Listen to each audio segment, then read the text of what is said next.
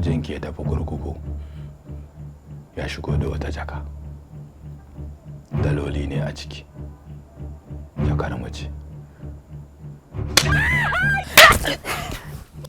Fasa miki kai wallahi ni zaki mu ƙarya? Kai hakuri. Ina jakan mu take. Idan kika sake cewa baki ganta ba ko baki san inda take ba. Na fahimci cewa ke ba karamar harka ba ce.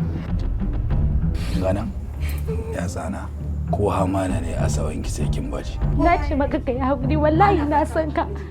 Akwai ina ana labarin ka shiga ka je ka kashe mutum kuma ka taba yin fiyaɗe aka rufe ka.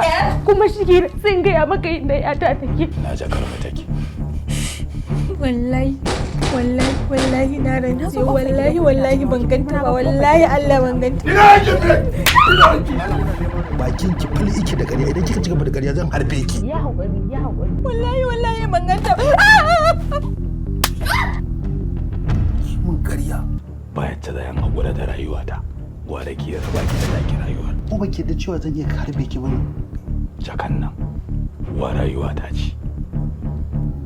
A yau na fito daga cikin prison.